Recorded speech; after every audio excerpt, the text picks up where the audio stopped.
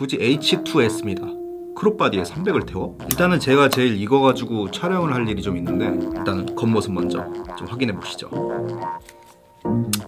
네.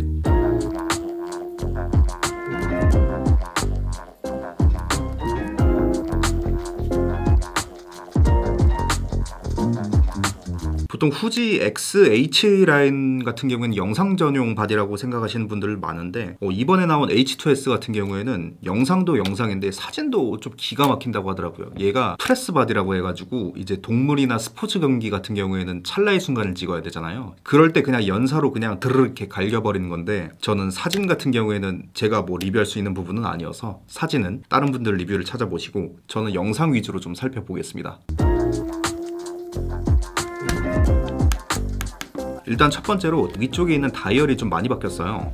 지금 저를 찍고 있는 삿대질 죄송해요. 지금 저를 찍고 있는 이 후지 XT4 같은 경우에는 이제 기존 옛날 그 펜탁스 카메라, 그다음에 미놀탁 카메라 요런 감성처럼 그 위쪽에 있는 다이얼들을 전부 빼가지고 그걸 돌려가지고 셔터 스피드, ISO, 그다음에 조리가 조절을 하는 식으로 돼 있는데 요게 이제 좀 사진의 결과물도 결과물인데 그 사진을 찍는 행위 자체를 즐길 수 있다는 거죠. 이게 바로 그 후지필름 카메라에만 있는 그 독특한 다이얼 방식이었습니다. 대체로 다른 회사들 같은 경우에는 이런 식으로 안 만들어요. 그런데 이 H2S 같은 경우에는 보시면 위쪽에 있는 다이얼이 이제 흔히 말하는 이 캐논, 소니 같은 느낌이죠. 이게 처음에 후지필름 유저들 사이에서는 조금 갑을 논 박이 좀 있었어요. 저 같은 경우에는 이게 좀 괜찮다고 생각을 하는 게 영상을 찍는 입장에서는 이런 식의 옛날 다이얼 느낌이 그렇게 좋지만은 않습니다. 생각보다 좀 불편한 부분이 많아가지고 영상을 찍는 분들에게 있어서는 이런 방식도 저는 나쁘지 않다고 생각을 해요. 그리고 여기 보시면은 LCD 지금 카메라를 꺼둔 상태거든요. 꺼둔 상태인데도 지금 배터리 잔량이 보이죠. 이런 부분 되게 편한 것 같아요.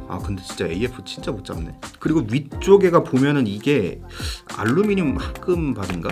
이게 굉장히 단단한데 방진 방적 플러스 그 다음에 방한 기능이 있다고 하더라고요. 영하 10도에서도 촬영을 할 수가 있다고 하는데 지금은 뭐 8월이니까 아직은 확인해 볼 방법이 없고요. 그리고 제가 저번에 언박싱 영상에서 말씀을 못 드렸는데 여기 보시면은 HDMI 포트가 들어갔는데 드디어 풀 사이즈가 들어갔습니다.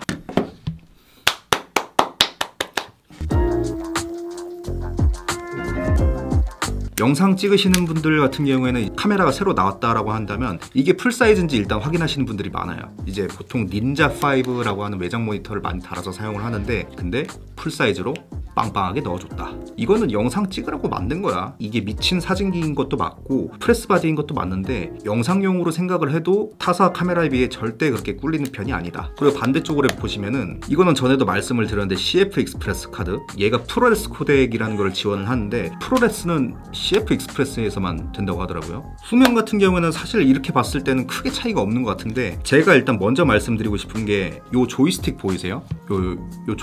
요 조이스틱 요게 느낌이 좀 많이 달라졌습니다. 저항감이 되게 심해요. 기존에 있던 T4를 사용할 때보다 힘을 좀 많이 줘야 됩니다. 근데 이게 나쁘다고 말씀을 드리는 게 아니고 요 감이 굉장히 괜찮습니다. 진짜 쫀득쫀득하다고 해야 되나? 이 저항감이 강하다 보니까 나름대로 또 이거 이렇게 조작할 때 이렇게 재미가 있더라고요.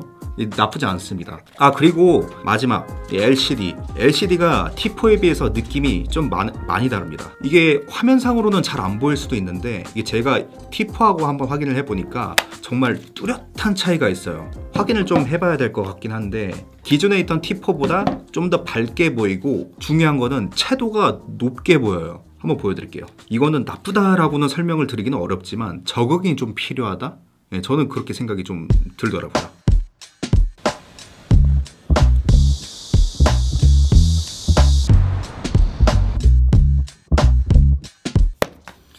촬영을 좀 밖에서 해보려고 했는데 아무래도 저는 유튜버가 아닌 것 같아요. 밖에서 이렇게 카메라에 대고 얘기하는 게 왜 이렇게 민망한지 모르겠는데 도저히 못하겠어가지고 그냥 집에서 하기로 했습니다. 제가 H2S로 촬영을 꽤 많이 했습니다. 그래서 이 정도면은 리뷰를 좀 진행을 해도 괜찮겠다라는 생각이 들어서 이렇게 집에서 리뷰를 좀 해볼까 해요.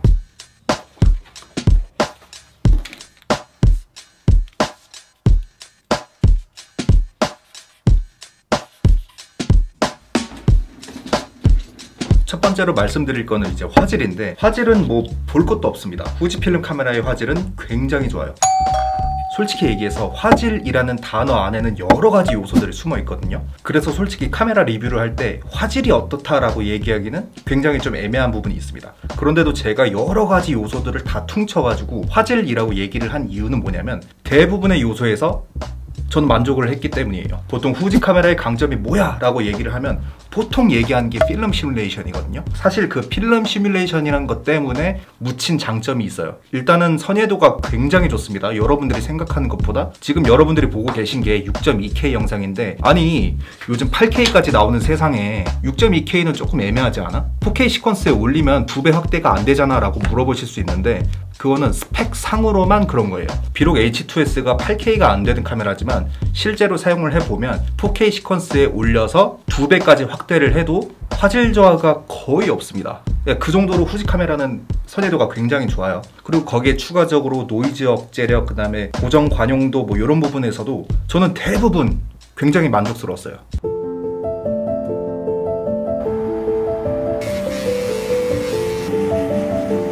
잠깐 여기까지. 이 영상은 이제 제가 따로 만들고 있는 영상인지라 다음에 좀 보여드리도록 하겠습니다. 색깔도 정말 찰떡같이 잘 붙습니다. 거의 무슨 파나소닉 카메라 색깔 먹이는 것처럼 거의 그 정도로 색 보정이 가능해요. 그래서 화질은 합격이다. 완전 합격. 그렇다면 AF는 어떨까? 후지 카메라 AF 같은 경우에는 렌즈의 영향을 많이 받아요. 이유는 모르겠는데 저는 그렇게 좀 느껴지더라고요. 제가 현재 사용하고 있는 줌 렌즈가 두 개가 있는데 1855 렌즈가 있고 1680 렌즈가 있습니다. 1855 렌즈는 그래도 AF를 꽤 괜찮게 잡는데 문제는 1680 렌즈예요. 1680 렌즈를 썼을 때 정말 AF를 더럽게 못 잡습니다. 제가 그래서 T4에다가 1680 렌즈를 합쳐서 사용할 때 AF를 거의 안 썼거든요. 너무 못 잡으니까 쓸 수가 없는 거예요. 그래서 보통 AF-S나 아니면 MF를 사용을 했었는데 이번에 가서 한번 촬영을 해보니까 1680 렌즈에서도 AF가 잘 잡히는 거예요. 그래서 AF-C로 거의 대부분 촬영을 했고 지금 여러분들이 보고 있는 영상도 1680 렌즈에 AF-C를 사용하고 있습니다. 그래서 제가 후지 카메라를 사용하면서 처음으로 AF 부분에서 꽤나 괜찮다고 생각이 들었어요. 그래서 AF는 처음으로 합격 드리겠습니다. 다만 제가 별 4개를 줄 수 없는 이유는 솔직히 소니하고 캐논이 너무 좋긴 해요. AF가. 여기 보시면 피사체 감지 설정이라는 게 새로 생겼거든요. 이게 H2S에 새로 들어간 기능 같은데 피사체 감지 켜기, 동물, 새, 차량, 모터사이클, 비행기, 기차 이런 식으로 빠르게 움직이는 피사체를 오토포커스로 잡을 수 있는 기능이 생겼더라고요. 그래가지고 이게 좀 어떨까 한번 써볼까요? 지금 보시면은 눈동자 잡는 거 보이세요? 근데 이게 눈동자를 잡았다가 놓쳤다 하는구나. 실제 영상에서는 어떨지 모르겠는데 토니 일로와. 잘 잡네. 토니 앉아. 앉으라고. 옳지. 잘했어. 그렇다면 불편한 부분은 없을까? 당연히 있죠. 힘들어. 아니 내가 무슨 무기여관을 누리겠다고. 그냥 집에서 찍을 거야. 이 날씨에. 손떨방은 솔직히 1개 반 정도밖에 못 줄 것 같아요. 제가 이거를 왜 이렇게 말씀을 드리냐면 보통 손떨방 테스트를 할 때 이제 많이 하는 실수가 광각으로 놓고 테스트를 하는 거거든요. 광각으로 촬영을 하면 대부분 화질이 좀 좋아 보여요. 사실 그것만으로는 손떨방이 좋다라고 얘기할 수는 없는 부분이거든요. 실제로는 망원으로 당겨 봤을 때 좀 촬영을 해봐야 돼요. 그래가지고 망원으로도 좀 촬영을 해봤는데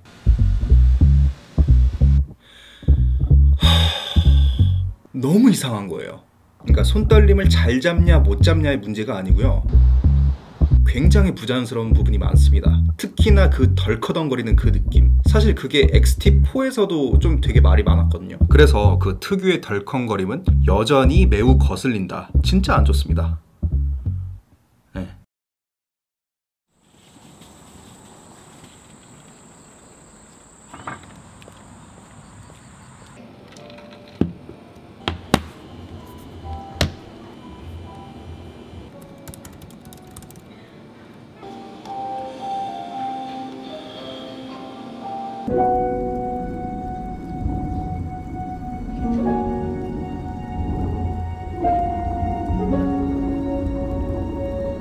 제가 후지 필름 카메라를 선택했던 이유는 특유의 감성과 디자인도 있지만 그 당시로서는 압도적인 스펙이 있었기 때문이었어요. 가격도 딱 좋았다고 생각하고요. 당시에 크롭바디를 기준으로 10비트 촬영이 되면서 4K 60프레임이 가능했던 카메라는 제가 알기로는 후지 XT3가 거의 유일했습니다. 그런데 이제는 상황이 조금 달라요. 2022년이 된 현재는 대부분의 회사들이 그 스펙을 따라왔다고 생각합니다. 풀프레임, 크롭바디, 마이크로 포서드 전체적으로 다요. 그리고 과거와는 다르게 후지 필름이 본격적으로 펌웨어나 필름 시뮬레이션을 가지고 끝나누기를 하기 시작한 상황인지라 시간이 지나면 지날수록 후지 필름만의 셀링 포인트가 잘 안 보인다는 생각이 들더라고요. 그런 부분에서 보았을 때 H2S는 개인적으로 아쉬움이 많았습니다. H2S 정도의 스펙을 가진 카메라가 이제는 아예 없는 것도 아니고 가격도 오히려 더 싸요. GH6와 H2S의 영상 스펙이 거의 동일한 수준이거든요. 근데 가격 차이가 60만원 정도가 나요. 물론 마이크로 포서드와 크롭이라는 체급 차이가 존재하긴 하지만 그런 것들을 감안해도 H2S의 가격은 매우 부담스럽다는 게 저의 개인적인 생각입니다. GH6는 심지어 쿨링 팬도 들어가 있어요. 그래서 사용을 하면서 느낀 부분이 차라리 영상 부분에서 추천을 드리기보다는 사진을 연사로 갈기려고 하시는 분들이나 사진 영상을 같이 사용하시는 분들에게 추천을 드리고 싶더라고요. 저처럼 영상만 사용하시는 분들이라면 굳이 이 제품을 구매할 필요는 없을 것 같아요. 이제는 대안이 너무 많습니다. 결론적으로 이 카메라는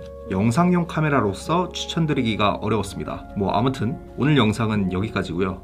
다음에 더 좋은 영상으로 돌아오도록 하겠습니다. 그럼 I'll be back.